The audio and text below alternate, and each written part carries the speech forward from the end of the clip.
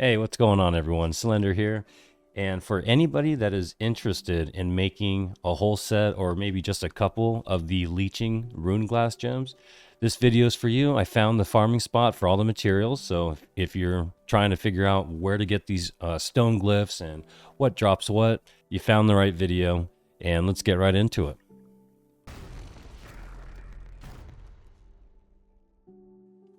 So the Leeching Runeglass gems are the ones that will give you a certain amount of leeching or lifesteal. So they're pretty popular right now as far as people, saying that that's what they want to make. I plan on doing some testing as soon as I'm able to make all of them. But I did find out where to farm for them and which materials you need to make specifically the Runeglass case of leeching. And once you make one of these, you'll be able to choose one of the gems that will give you the leeching attribute. So if you want to see what I'm talking about, I'm going to go over to where the actual gems crafted, and that's the Stonecutting table.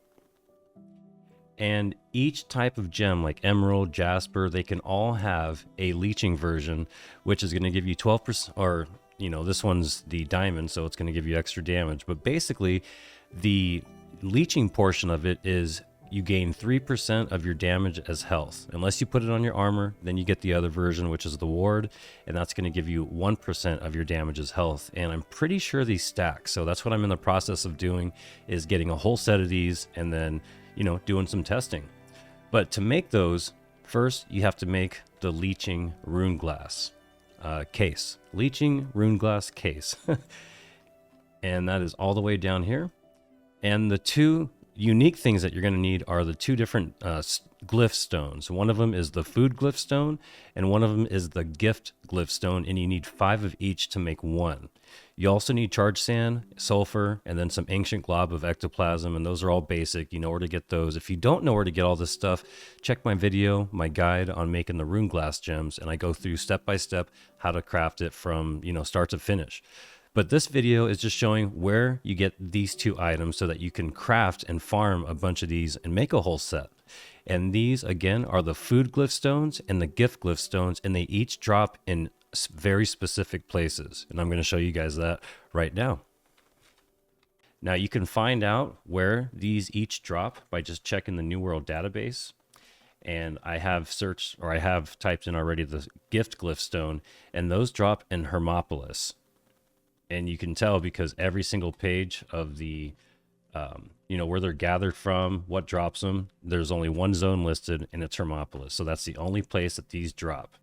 So again, the two glyphs that you're going to need specifically for the leeching ones are the food glyph stone and the gift glyph stone.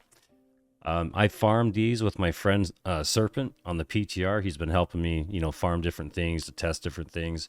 And we had a group of 3 or 4 farming these. It was pretty tough. You probably going to have a real hard time doing it solo. But the food glyph stones come from this place over here.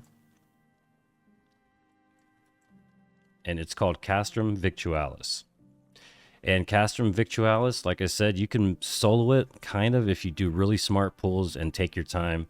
Otherwise, like I said, having a 3 or 4 man group really makes it nice, even a 2-man group. But what we did is, as you can see in the video, we just pulled huge, big groups and then just mowed them down with 3 or 4 guys. And I'd say probably every other really big pull, you get one of those glyphs.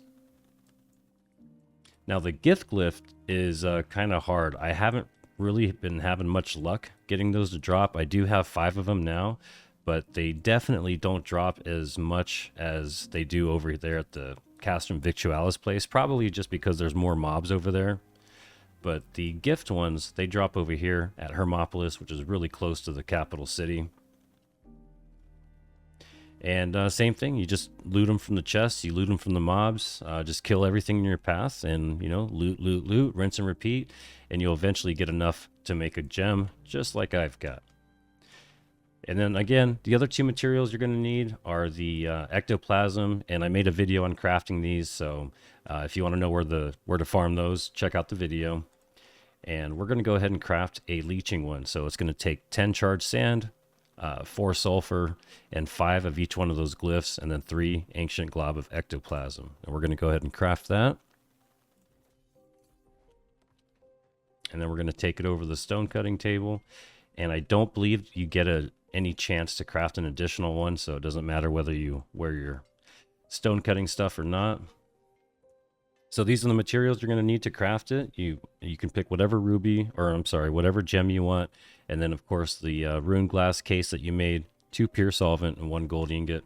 And just for shits and gigs, I'm going to go ahead and make an aquamarine one that's going to do cold damage. I don't really care right now which gems I have. I just want the leeching aspect of them to, you know, do some testing. So I'm going to go ahead and get this one.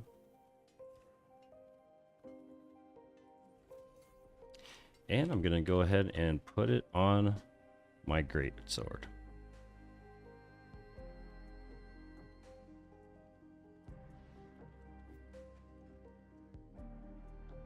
And there you have it. You have 1 leeching frozen gem. Now, if you guys have any questions about any of this, you know, leave a comment. I'll answer it. Or you can also check out the video that I made, which is a step-by-step guide on how to do the whole process from start to finish. So I hope this video helped. Thank you so much for watching, and you guys all have a great day.